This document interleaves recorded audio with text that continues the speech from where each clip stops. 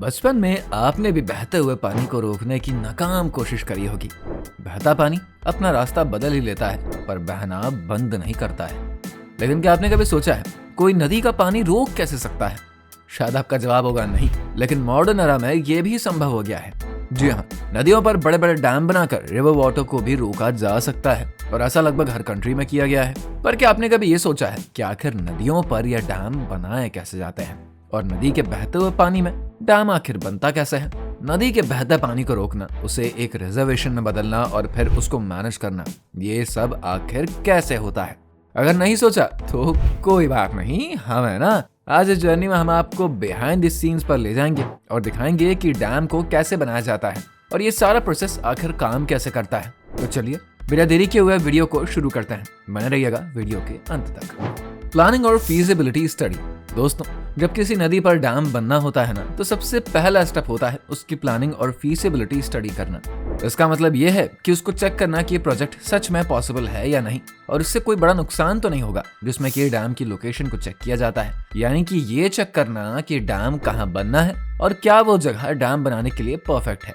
इन सभी एनालिसिस के बाद नेक्स्ट आता है प्रैक्टिकली पानी का फ्लो चेक करना। इसका मतलब यह है कि नदी में कितना पानी है, उसकी फ्लो रेट क्या है, और क्या पानी का लेवल हर मौसम में स्टेबल रहता है या फिर नहीं। अगर पानी का लेवल हर मौसम में बदलता है तो क्या डैम की प्लानिंग पर कोई इफेक्ट पड़ेगा। फिर उसके बाद इम्पैक्ट चेक किया जाता है, जिससे कि ये पता चल सके कि डैम बनने से एनवायरनमेंट पर क्या असर पड़ेगा। इसके बनने से कहीं आसपास के एरियाज, जानवर या पेड़ पौधों पर कोई नेगेटिव इफेक्ट तो नहीं आएगा। डिजाइनिंग और इंजीनियरिंग। अब जब फीजिबिलिटी स्टडी कंप्लीट हो जाती है, तब डैम का डिजाइन और इंजीनियरिंग का प्रोसेस यहाँ पर शुरू होता है।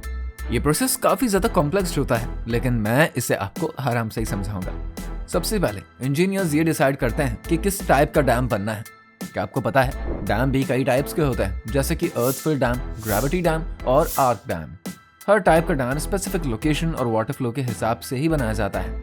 डैम की हाइट और विड्थ का फैसला भी बहुत ही मायने रखता है, क्योंकि हाइट ज्यादा होगी तो डैम ज्यादा पानी रोक पाएगा। लेकिन साथ ही में स्टेबिलिटी भी बहुत ही जरूरी है, वरना डैम टूटने का खतरा भी हो सकता है। ऐसे ही विड्थ भी पानी स्टोर करने के हिसाब से ही डिजाइन होता है। डैम की डिजाइनिंग के साथ साथ स्पिलवे को भी डिजाइन करते हैं। ये डैम का वो पार्ट है जो कि डैम में पानी बहुत ज्यादा स्टोर हो जाने पर एक्स्ट्रा वाटर को सेफली बाहर निकालने में मदद करता है। हम आपको बता दें, अगर स्पिलवे का डिजाइन सही नहीं होगा ना, तो डैम बर्स्ट भी हो सकता है, जो कि बहुत ही खतरनाक हो जाएगा। वैसे ही प्रोसेस थोड़ा सा टाइम कंज्यूमिंग है। जब एक बार डैम का डिजाइन तैयार हो जाता है, तब आगे का प्रोसेस अब शुरू होता है। Construction start. जब सब कुछ अच्छे से प्लान हो जाता है और डिजाइनिंग भी फाइनल हो जाती है, तब डैम का कंस्ट्रक्शन यहाँ पर शुरू होता है। यह स्टेप काफी ज्यादा लंबा और काफी चैलेंजिंग होता है, क्योंकि इसमें हर एक चीज को बिल्कुल परफेक्ट बनाना जरूरी है। सबसे पहले जहाँ पर डैम बनना है ना, उस कंस्ट्रक्शन एरिया को साफ किया जाता है और फिर उस जमीन को समतल किया जाता है, ताकि डैम की नींव मजबूत हो सके। इसके बाद नींव को सेट किया जाता है, और जब नींव सेट हो जाती है, तब उस जमीन पर बड़ी बड़ी मशीनों से खुदाई करी जाती है। यह प्रोसेस पानी के फ्लो और रिजर्वॉयर यानी कि जलाशय की जगह बनाने के लिए किया जाता है। कंस्ट्रक्शन के लिए सीमेंट, कंक्रीट, स्टील और पत्थरों की जरूरत होती है, जिन्हें कि सबसे पहले कंस्ट्रक्शन साइट तक पहुंचाया जाता है। इसके लिए कुछ इस तरह की बड़ी बड़ी मशीनों की मदद ली जाती है। इन सभी मटेरियल्स को कंस्ट्रक्शन साइट पर लाने के दौरान जो भी ऑर्गेनाइजेशन इसे बना रही है ना, उसे सेफ्टी स्टैंडर्ड्स को फॉलो करना ही पड़ता है, क्योंकि किसी भी छोटी गलती से पूरा स्ट्रक्चर खतरे में पड़ सकता है। दोस्तों, आगे बढ़ने से पहले एक और बात आपको बता दें, जब एक डैम बनाया जाता है ना, तब सबसे पहले एक बहुत ही जरूरी काम किया जाता है, और वो काम है नदी के पानी को टेम्परेरीली दूसरी दिशा में मोड़ना। अब जरा सोचिए, अगर नदी का पानी वहीं पर बहता रहेगा, तब डैम का कंस्ट्रक्शन कैसे हो पाएगा?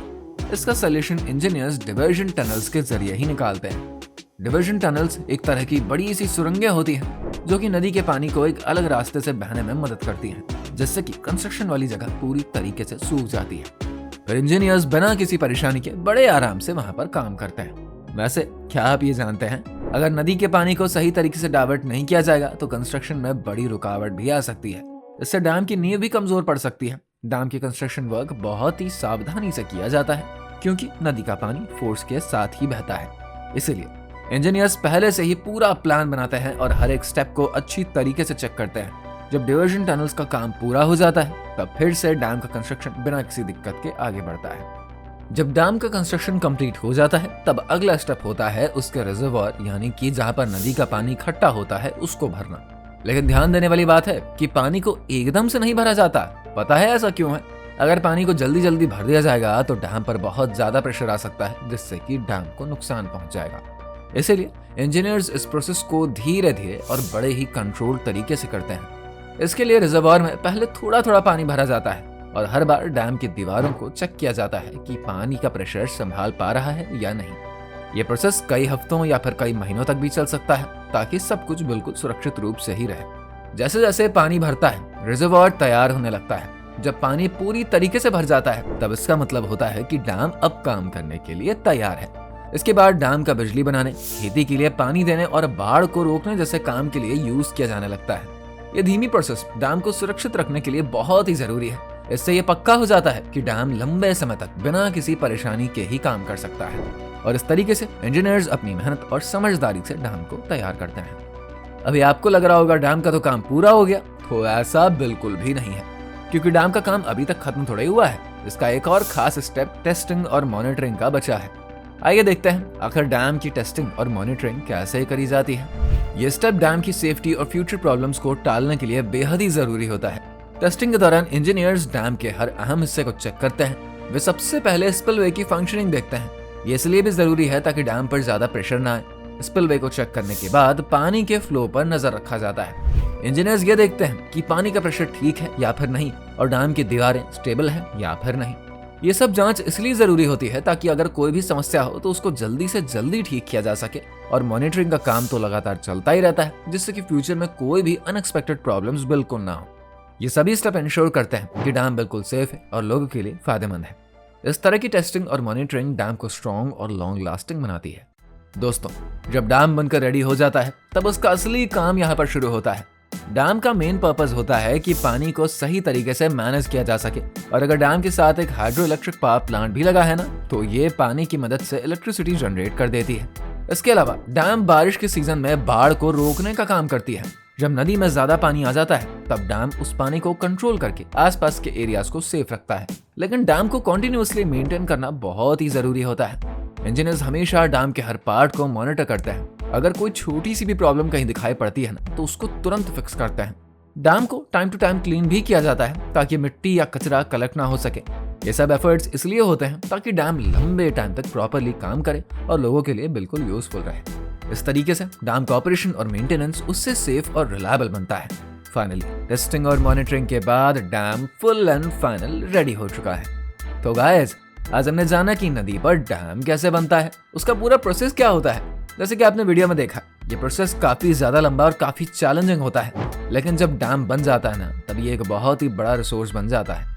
पानी का कंट्रोल, फ्लड प्रिवेंशन और एनर्जी जनरेशन में डैम का रोल बहुत ही इंपॉर्टेंट है। वैसे भारत पे सबसे बड़ा डैम कहाँ पर है? कमेंट करके जरूर बताइए। अगर ये वीडियो पसंद आई है तो इसको लाइक और शेयर करिए, साथ ही चैनल को सब्सक्राइब करिए।